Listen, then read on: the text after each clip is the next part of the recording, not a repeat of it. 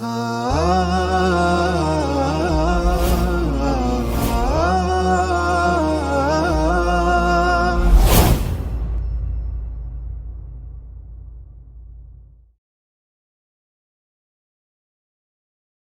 air yang kedua yaitu air suci namun tidak mensucikan. Bagaimana air suci namun tidak mensucikan itu? Air suci tidak mensucikan ada dua macam. Yang pertama air mustakmal. Apa air mustakmal itu? Air yang kita pakai untuk berwudu atau untuk mandi janabah, mandi wajib. Nah, bekasnya itu suci, tapi tidak boleh kita pakai lagi untuk wudu kedua kalinya atau dipakai orang lain untuk wudu karena air ini dinamakan dengan air mustakmal. Kami ulangi Bapak Ibu, ketika kita wudu kemudian ada air yang netes. Nah, air yang netes ini tidak najis. Kalau kena baju kita nggak apa-apa, nggak ada masalah. Tapi karena dia sudah dipakai untuk wudu atau untuk mandi besar, maka bekas-bekas wudu dan mandi air besar ini tidak boleh dipakai untuk bersuci, baik oleh orang lain atau kita lagi. Nah, ini dinamakan air mustakmal. Kapan air itu dinamakan mustakmal? Apabila dipakai bersuci dari hadas dan najis, ya, dari hadas dan najis. Kalau misalkan kita cuci tangan, sekedar cuci tangan aja, bukan untuk wudu, bukan karena ada najis, maka ini tidak ada masalah. Walaupun sudah kita pakai untuk cuci tangan, nggak ada masalah. Yang dipermasalahkan kalau kita gunakan untuk cuci tangan atau wajah dengan tujuan bersuci dari hadas. Jatuh dari anggota tubuh, kemudian kadar airnya sedikit. Jadi kadar airnya sedikit. Kalau kadar airnya banyak, misalkan di kolam, ada di beberapa pesantren Bapak Ibu ya, kolam besar kayak kolam renang begitu, pada wudu di situ. Nah, wudu di situ itu tidak diambil pakai gayung, tapi wudu, sisa wudunya ini, bekas wudunya masuk lagi ke kolam tersebut. Nah, ini tidak ada masalah kalau airnya banyak. Yang bermasalah kalau airnya sedikit, di ember misalkan, terus kita wudu, jatuh lagi air wudu kita ke ember itu. Nah, ini tidak boleh untuk dipakai bersuci kembali. Yang kedua, air yang suci namun tidak mensucikan adalah air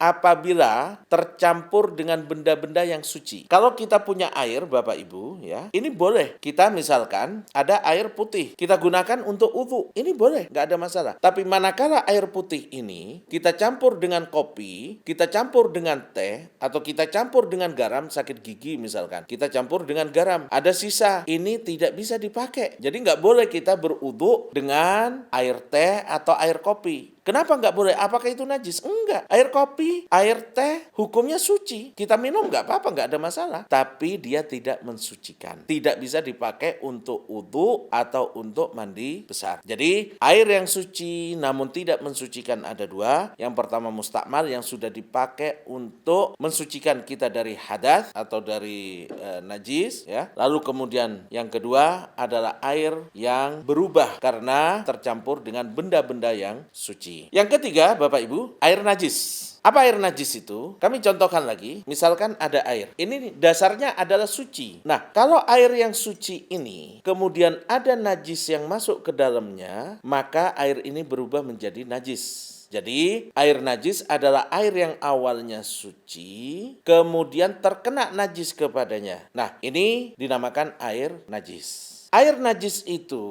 atau air apabila terkena najis maka ada dua hukum. Kalau airnya sedikit seperti ini ya, 1 gelas misalkan, pokoknya kurang dari 2 kula. 2 kula itu 193 liter. Jadi air yang kurang dari 193 liter kalau terkena najis maka hukum air itu najis. Baik berubah warnanya, baunya maupun rasanya ataupun nggak berubah. Rasulullah SAW itu beliau berwudu hanya dengan sekitar 100 ml air. Nah, kalau misalkan gelas ini kita bisa berwudu dengan air yang ada di gelas ini. Kita bisa berwudu dengan air yang ada di gelas ini.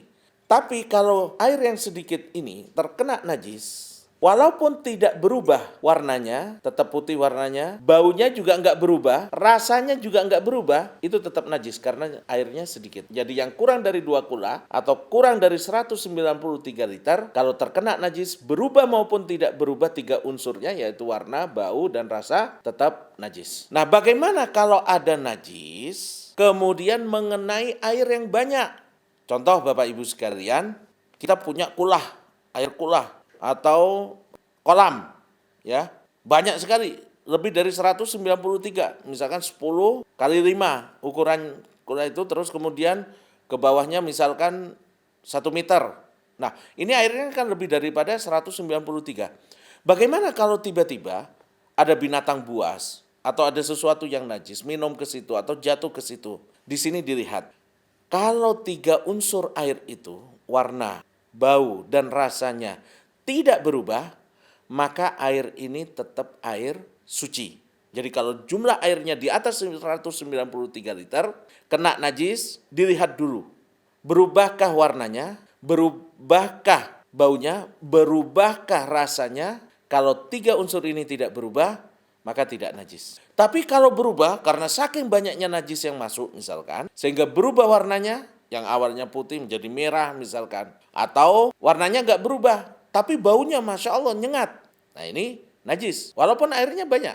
Atau ketiga, rasanya nggak berubah warnanya, nggak berubah baunya, tapi rasanya seperti rasa najis yang terkena air itu. Ini hukumnya adalah air najis. Rasulullah SAW, beliau menyatakan, Bapak Ibu sekalian, ketika seorang sahabat beliau bertanya tentang bagaimana dengan air yang ada binatang buas berkali-kali minum kepadanya bolak-balik, Rasulullah SAW mengatakan, kalau dia lebih dari 2 kulah, maka lam yahmilil khabath, tidak najis. Jadi ini Bapak Ibu sekalian, macam-macam air, ada yang suci dan mensucikan, dinamakan dengan air mutlak. Lalu kemudian ada air yang suci namun tidak mensucikan, di antaranya adalah air mustakmal, berdasarkan hadis Rasulullah SAW, la yaghtasilu ahadukum fil ma'id daim wa huwa junub.